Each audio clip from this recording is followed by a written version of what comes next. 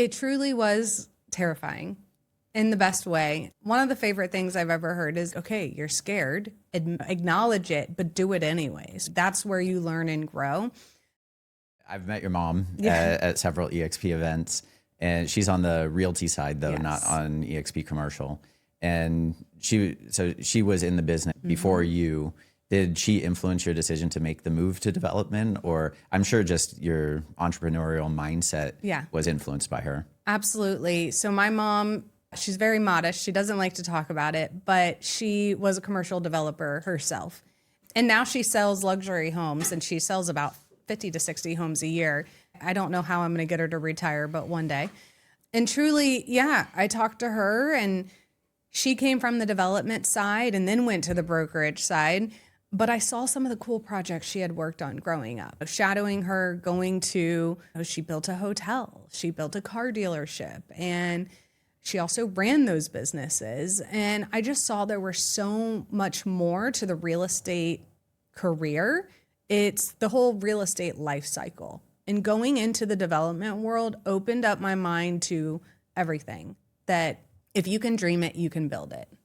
Yeah, one of my favorite things, both about development and about EXP's structure, whether it's realty or commercial, is having the opportunity to like make your own path, and it's like true freedom to figure out what it is that you want to do, and like you said, go build it. And for us in development, we're literally going and building it. But there are people in EXP that are just creating businesses of different types. I hear different business strategies all the time, even branding, and you get your own branding. You get all kinds of freedom to move around and operate. So at BTI though, those were very large projects, and a lot of people have a hard time getting into development. And obviously you had already made a career for yourself on the brokerage side and had enough of a resume to make the move. How was that transition for you though? Like, how bad was that learning curve, stepping from the breadth of brokerage and seeing so many different deals to now focusing on one big opportunity and having to really take charge?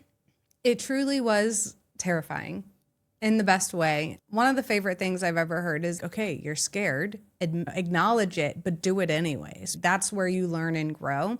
So I was recruited to be vice president of retail development because this large 52-acre mixed-use project had a retail town center.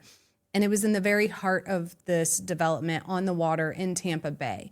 So I was originally just hired to handle that town center, and then eventually any other retail projects that the company bought. But historically, they didn't have a lot of retail background. So that's why I was picked, because of my retail background, to bring those insights in and be the in-house broker for those retail projects as well. But it evolved quickly. My original boss ended up leaving the company. They replaced him. That person ended up somewhere else. And suddenly I am helping with everything from entitlements, zoning, putting the roads in, helped on 156 slip marina, even helped on the 18-story new high-rise condo. At one point, I was managing the sales agents for the condo sales in our sales center. At one point, we ended up making a switch, and because I was the only one with a real estate license, I was selling condos for a month or two while we hired new agents to do. So it quickly transformed, and all of a sudden, I was everywhere at once and had my hands on every little part of the process. Then we started purchasing more projects throughout the state. I was getting involved, and truly, I was just absorbing everything. And I loved every aspect of it. Noah Breakstone, the owner and founder of BTI Partners, truly became a mentor to me. And any chance I got, I was just like, teach me more. I want to know more. And yes, it was originally just the retail, but eventually I was doing things I never could have imagined. I think that's the experience a lot of people have in development, is you don't realize that you are going to be just thrown into whatever problems there are, and you're just like, you have to figure it out. And that's what I am constantly telling Joe. I'm like, Joe, I don't know. That's what you're here for. You go figure that out. Come back to me. If you have a problem, we'll solve it. Yeah. But we just got to keep moving and figuring out how do we overcome the next hurdle, right? Yeah. Like there's always something that comes up. There were so many fires all the time.